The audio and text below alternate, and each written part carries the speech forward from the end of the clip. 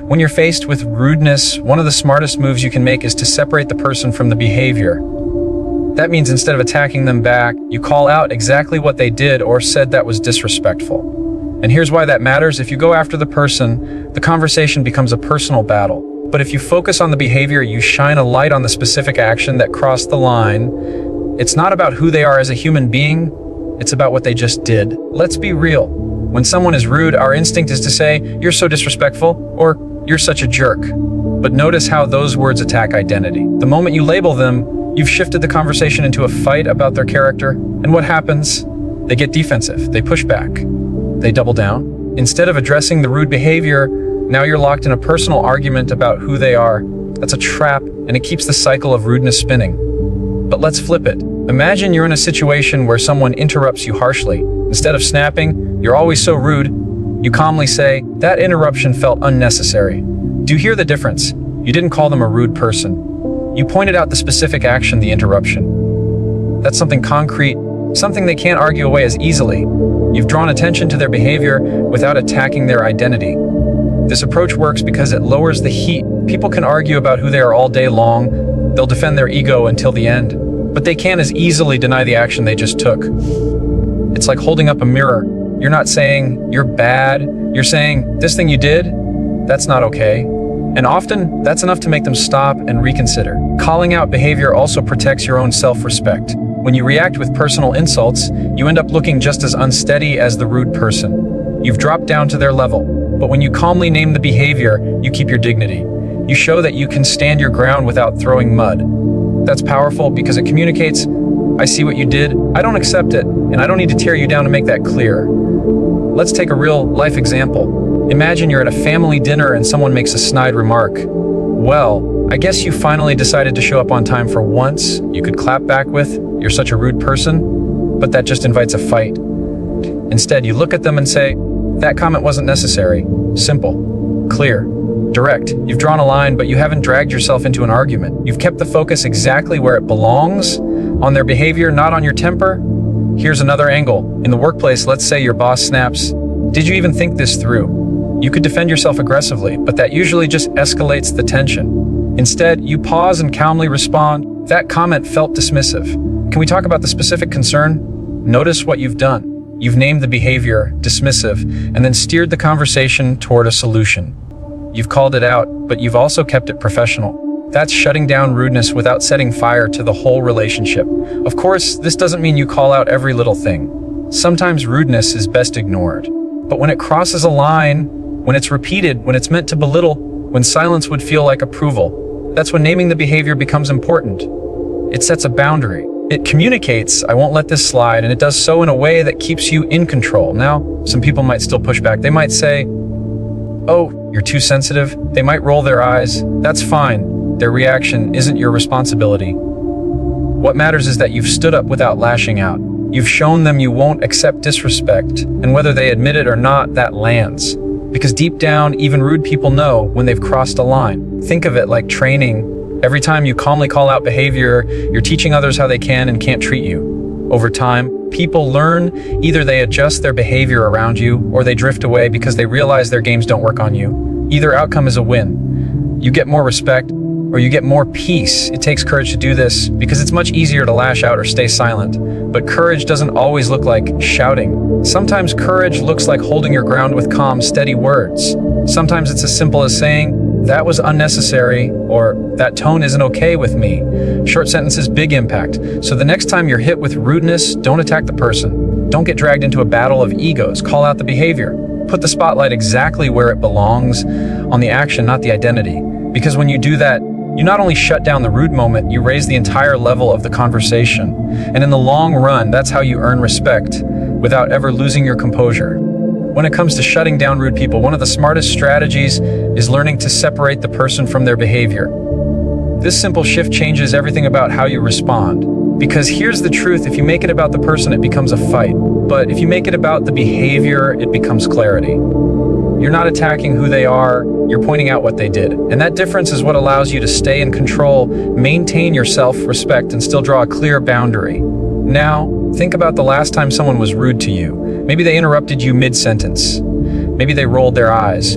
Maybe they threw a cutting remark your way. Our instinct in those moments is to snap back with something like, "You're so rude," or "You're such a jerk." It's human. We want to defend ourselves. But the problem with that response is it attacks their identity. The second you label them, you've started a war over who they are as a person. And when ego gets involved, reason goes out the window. Instead of diffusing the situation, you've just poured gasoline on the fire. Because now they're not thinking about what they did. They're defending their character. They'll argue, they'll double down, and suddenly you're stuck in a back and forth that solves nothing. But when you shift your words to focus on the behavior, the conversation takes a completely different direction. For example, let's say someone cuts you off while you're talking in a meeting. If you say, "You're always disrespectful," you've made it personal. But if you calmly say, "You just interrupted me," now you've isolated the action. You're not attacking them. You're simply holding up a mirror to what just happened.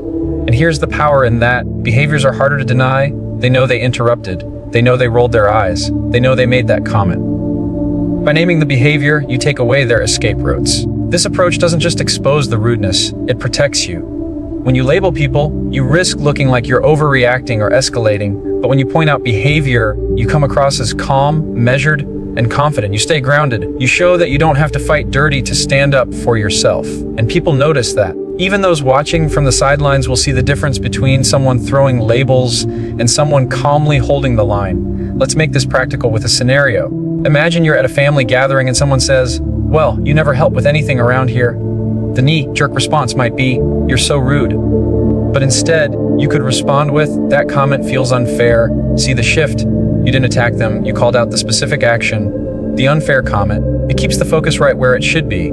Here's another example in the workplace. Maybe a coworker says sarcastically, "Wow, I didn't think you'd actually finish that on time." Instead of saying, "You're such a jerk," you respond with, "That sounded sarcastic." Short, simple, clear. You've taken the sting out of their words by holding it up to the light. And once sarcasm is named, it loses a lot of its power.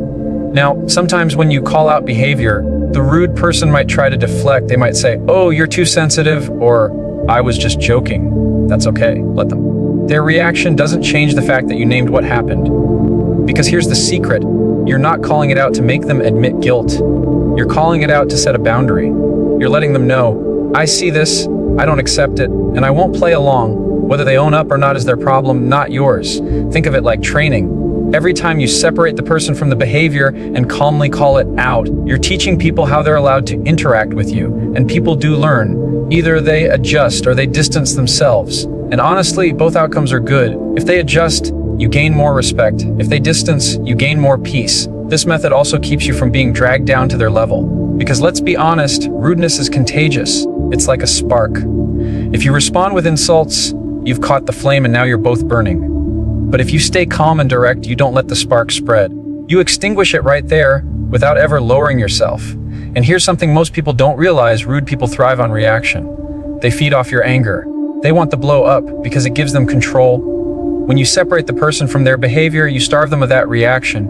You stay in control, and they're left with nothing to push against. It's incredibly disarming. So the next time you encounter rudeness, pause, take a breath, and instead of saying, "You're rude," say, "That comment was unnecessary." Instead of saying, "You're disrespectful," say, "Interrupting me felt dismissive." It's not about softening your stance, it's about sharpening it. You're drawing a line that's firm, clear, and impossible to ignore. Because here's the bottom line: people may argue about who they are, but they can't argue forever about what they just did. And when you shine the light on behavior instead of identity, you take the power away from rudeness and keep it where it belongs, with you. Humor is one of the most underrated tools when it comes to shutting down rudeness. Not sarcastic humor that bites back, not humor that humiliates, but light, disarming humor that diffuses the tension and shifts the power back into your hands. Because here's the truth: rude people expect you to react with anger or silence. They're prepared for that. What they're not prepared for is humor, especially humor that shows you're unshaken, unbothered, and still fully in control. Think about how rude comments work. They're meant to provoke. They're designed to get under your skin, to throw you off balance. But when you respond with humor, you flip the script. Instead of giving them the emotional reaction they were fishing for, you turn the moment into something lighter, almost ridiculous. Suddenly, their sharp words lose their edge. They don't land the way they expected, and that can completely throw off their game. Take this example. Someone rolls their eyes and says, "Wow, nice job, genius." If you snap back with, "You're so disrespectful," the room fills with tension. If you smile and respond with something like, "Well, I do try my best to live up to the title," you've completely changed the tone. You've taken what was meant as an insult and flipped it into a playful response. The power shifts. You didn't get angry, you didn't retreat, you owned the moment. Now, why does this work? Because humor reveals confidence. It shows that you're not easily rattled. When you laugh in the face of rudeness, you're communicating your words don't control me, and that's powerful. It sends a clear message that you can't be pulled into negativity. Instead of matching their energy, you've raised the bar and kept your composure intact. But let's be clear, the humor I'm talking about isn't cruel or mocking. It's not about making the other person look small, because that just drags you down to their level. The goal is to take the sting out of their words, not to create new wounds. Think of it like redirecting the energy. They throw a punch, and instead of throwing one back, you catch it, spin it, and toss it aside with a smile. That's the art of using humor to diffuse. Here's a workplace example. Imagine your colleague says, "Well, I didn't think you'd actually get that done on time." Instead of bristling, you respond, "I like to keep people guessing." Light, playful, and instantly less hostile. You've acknowledged their jab without feeding it. You've kept the focus on your confidence, not their attempt to cut you down. In family settings, this can be even more effective. Families sometimes have a way of making those little passive-aggressive remarks. "Oh, looks like you finally decided to show up." A defensive response escalates tension fast. But if you respond with, "What can I say? I like to make an entrance," suddenly everyone's laughing instead of bracing for an argument. You've transformed what could have been a rude moment into a shared laugh. That's power. Another layer to humor is how it lightens the environment for others around you. Rudeness doesn't just affect you, it creates tension for everyone present. By using humor, you relieve that pressure for the whole room. You set the tone, showing others that it's possible to handle negativity without hostility. And often, when you lead with that energy, others follow. The rude person ends up standing out even more as the odd one out, while you come across as the one who's calm, confident, and in control. Of course, timing matters. Humor works best when it's quick, simple, and lighthearted. You don't need a stand-up routine, you just need a short line that takes the edge off. And sometimes the best humor is just a smile, a raised eyebrow, or a playful, well, that's one way to put it. Short responses that communicate ease. The less effort you make, the more powerful it feels. Because what you're really saying without words is, "This doesn't even bother me enough to take seriously." Now, some people worry that humor makes you look like you're not taking the situation seriously. But here's the difference. You're not ignoring the rudeness, you're refusing to let it control you. Humor isn't avoidance, it's a strategy. It communicates that you've noticed the disrespect, but you're not going to dignify it with anger. You're staying on higher ground, and you're doing it with a smile.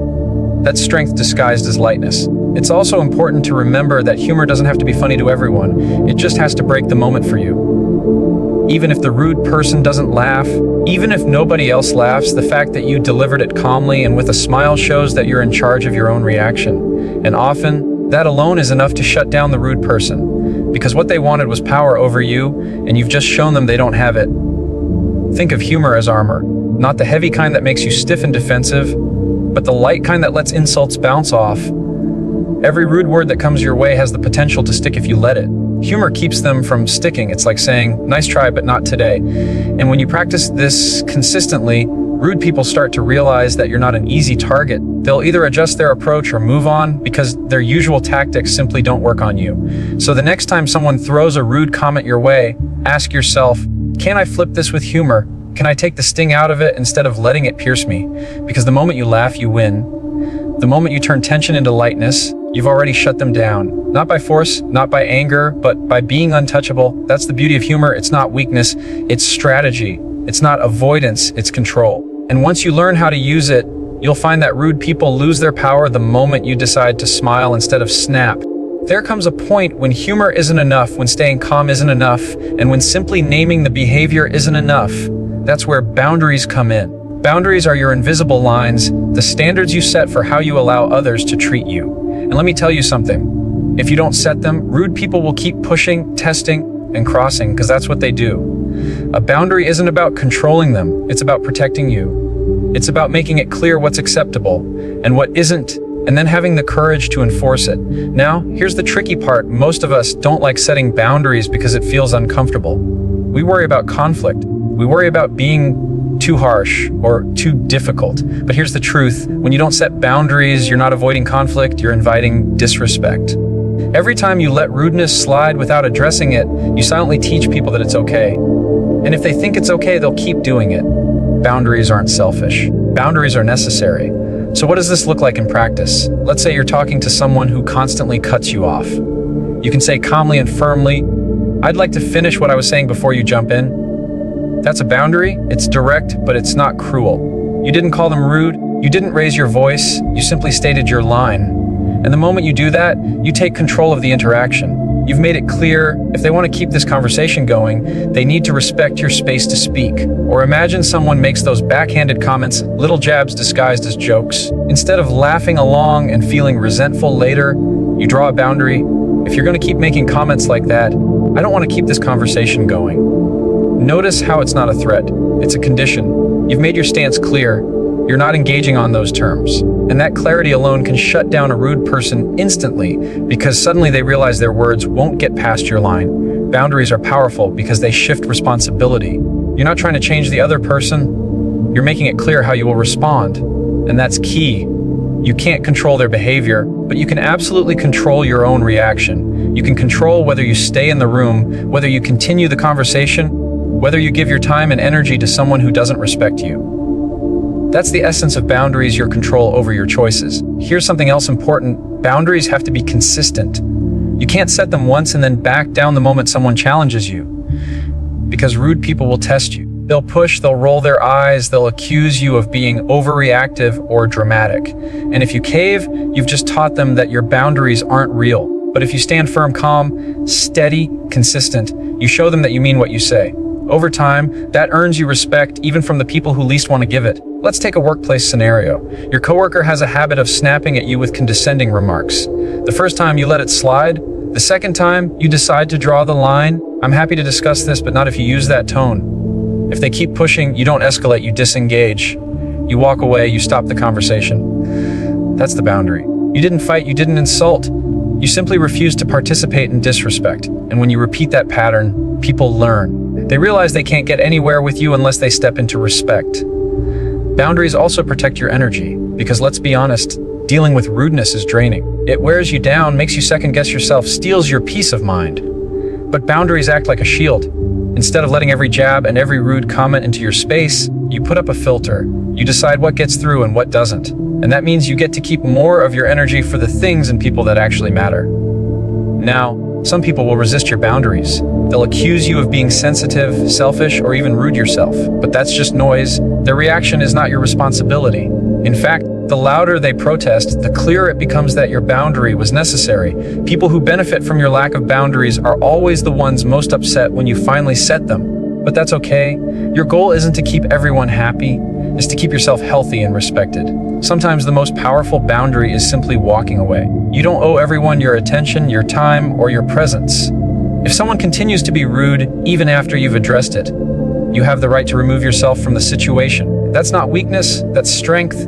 That's you saying, I value my peace too much to let this continue. Walking away doesn't mean they win. It means you've chosen not to play a game that can't be won. Here's the bigger picture. Boundaries don't just shut down rude people, they elevate every relationship you have. They create clarity, they teach people how to treat you, and they show others that you respect yourself enough to expect respect in return. When you carry yourself that way, people notice. Even those who never say a word about it will admire it, and in many cases, you'll inspire them to start setting their own boundaries too. So the next time someone is rude, don't just absorb it. Don't just laugh it off and carry the weight inside. Decide where your line is, communicate it clearly, and most importantly, stick to it. Because the moment you do, you'll see something incredible happen. The rudeness loses its power. Not because the other person changed, but because you did. You stopped giving them permission to cross the line. And once that happens, you've already won. One of the strongest tools you have when dealing with rude people is your ability to stay calm. And let's be honest, that's also the hardest thing to do. Because when someone disrespects you, when their words are sharp or their tone cuts deep, your emotions light up. Anger, frustration, embarrassment, they all come rushing in. Your natural instinct is to snap back, to defend yourself, to prove a point. But here's the catch: the moment you lose your composure, you give them control. You hand them the very power they were reaching for. Think about it. Rude people thrive on reaction. That's their fuel. They say something sharp because they want to see you flinch. They want to see you blow up. They want to see you get rattled. When you take the bait, you give them exactly what they were fishing for. But when you stay calm, when you control your emotions, you starve them of that reaction. You send a very different message. You don't get to control me. You don't get to pull me into your storm. I choose peace. Staying calm doesn't mean you don't feel anything. It doesn't mean you're weak or passive or ignoring the situation. It means you've trained yourself not to let someone else's behavior dictate your response. It's strength under control. And that's far more powerful than any heated comeback. Let's make this practical. Imagine you're at work and a coworker throws out a rude remark. Do you ever actually know what you're doing? Your first instinct might be to fire back with something just as sharp, but instead, you take a breath. You pause. You let the silence hang for a moment. That pause alone shows control. Then you calmly say, "That comment wasn't helpful. Can we focus on the task?" You didn't ignore it. You didn't let it slide. You addressed it. But you did so without raising your voice, without losing your footing. That's common action. Another example, you're in traffic. Someone cuts you off, honks aggressively, and yells something out the window. The easy thing is to yell back, to lay on your horn, to escalate the tension. But what does that accomplish? Now you're both angry, your whole day is ruined, and the rude stranger drives away unaffected. Staying calm in that moment, choosing not to react, protects you. It keeps your peace intact. Because the truth is, not every rude action deserves your energy. Sometimes calm looks like saying nothing at all. Here's the deeper part: when you control your emotions, you control the outcome. If you let anger drive you, the conversation spirals. If you let frustration take over, you say things you regret. But when you stay calm, you keep options open. You can choose to set a boundary, you can choose to use humor, you can choose to walk away. Calmness gives you freedom, and that freedom is what makes you powerful. Of course, this takes practice. Nobody gets it right every time. There will be moments when you slip, when you snap, when your emotions get the best of you. That's human. But each time you practice staying calm, taking that deep breath, pausing before you respond, you build a muscle. Over time, it gets stronger, it becomes second nature. And soon, the same rude comment that once set you off barely makes a dent in your composure. That's growth. Sometimes the best way to stay calm is to reframe the situation in your head. Instead of thinking, "They're attacking me," remind yourself, "This is about them, not me." Because 9 times out of 10, rudeness is a reflection of the other person's state, not yours. Maybe they're stressed, maybe they're insecure, maybe they're carrying something heavy. That doesn't excuse their behavior, but it explains why you shouldn't take it personally. When you see their rudeness as a mirror of them instead of a judgment of you, it becomes much easier to stay calm. Another way is to focus on your breathing. It sounds simple, but it works. When your body is calm, your mind follows. The moment you feel yourself heating up, take one slow breath in, one slow breath out. That small pause can stop a flood of emotion from taking over. And in that space, you can choose your words wisely instead of reacting recklessly. Here's the thing: calmness isn't about letting people walk all over you. It's about standing your ground without losing your center. It's about showing strength without shouting. When you stay calm in the face of rudeness, you're not saying, "What you did is okay." You're saying, "What you did doesn't shake me." And that statement, made without words, is one of the most powerful ways to shut down rudeness instantly. Think of calmness as your superpower. Rude people want chaos, they want drama, they want noise. When you refuse to give them any of it, you take away their power, you stay rooted while they flail. And often, the contrast is so sharp that it exposes their behavior for what it is: petty, childish, and unworthy of your energy. So the next time someone is rude, remind yourself, my calm is my control. My peace is my power. They can throw their words, they can throw their tone, but they don't get to dictate my reaction. Because the moment you master your emotions, you master the interaction. And once you've done that, you've already shut them down without ever raising your voice. Sometimes the smartest and most powerful response to rudeness is not a clever comeback, not a calm retort, not even a boundary-setting phrase. It's simply walking away. And let's be honest, walking away doesn't always feel good in the moment. It can feel like giving up, like letting the other person win, like you're backing down. But in reality, walking away is often the strongest choice you can make, because it shows you've decided not to play their game. It proves that your peace is worth more than their drama. Think about it. Rude people want something from you. They want your attention, your reaction, your energy. They thrive on pulling you into conflict because it gives them a sense of control or satisfaction. When you argue, when you yell back, when you let the conversation spiral, they win. But when you disengage, when you remove yourself from the interaction, you cut off their supply. You take away the stage they were performing on, and nothing frustrates a rude person more than realizing they no longer have an audience. Walking away is not weakness, it's strategy. It's saying, I will not lower myself to your level. I will not waste my time or my spirit in this negativity. I choose to step out because I value myself too much to stay here. That's not cowardice, that's wisdom. Let's bring this into a real life example. Imagine you're at a family gathering and a relative starts making unnecessary, cutting remarks. You've tried staying calm. You've tried addressing it politely. but the rudeness keeps coming. At some point, you can simply say, I'm going to excuse myself and walk away. That's it. You don't owe them a debate. You don't owe them justification. By leaving the conversation, you set the clearest boundary possible. You won't engage in disrespect. Or picture being in a store and the cashier is unusually rude, snapping at you, rolling their eyes, making the whole experience unpleasant. You could escalate, complain loudly, or mirror their rudeness. But what does that solve? Sometimes the most powerful move is to complete your purchase quietly, say thank you, with composure, and leave. You keep your dignity, you keep your peace, and you walk away knowing you didn't let their attitude infect your spirit. Here's the thing, walking away doesn't always mean physically leaving the space. Sometimes it means emotionally walking away, choosing not to respond to a rude text, choosing not to engage in an online argument, choosing not to let a stranger's words live rent free in your head for the rest of the day. It's the decision to stop feeding energy into something that doesn't deserve it, because not every battle is worth fighting, and not every rude comment requires your attention. People often confuse walking away with silence, but there's a difference. Silence while staying in the heat of the situation can sometimes feel like you're tolerating it. Walking away is active. It's intentional. It's a declaration that you will not stand in a place where your respect is being stripped. It's strength in motion. And here's the deeper truth: when you walk away, you're not just shutting down the rude person, you're protecting yourself. You're protecting your peace of mind, your energy, your emotional health. Because rudeness is contagious. It's like a fire. If you keep feeding it with attention, it spreads. But when you walk away, you cut off its oxygen. You let it burn itself out. And in the process, you remain untouched. Now, does this mean you should walk away from every rude encounter? No. There are times when addressing it is necessary, when boundaries need to be set, when silence would be mistaken for agreement. But there are also many times, more than we realize, where walking away is the wisest, most self-respecting move. The challenge is knowing the difference, and that comes from self-awareness. Asking yourself, is this conversation productive? Or is it just draining me? Is this worth my energy? Or is it only stealing it? If the answer leans toward destruction, disengagement is the right call.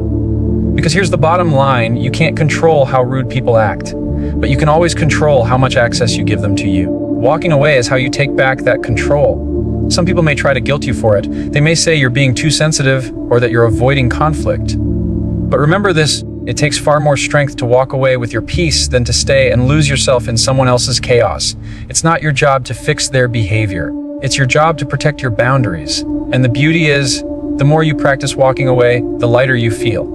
Because every time you choose to disengage from unnecessary rudeness, you save your energy for the people and moments that actually matter.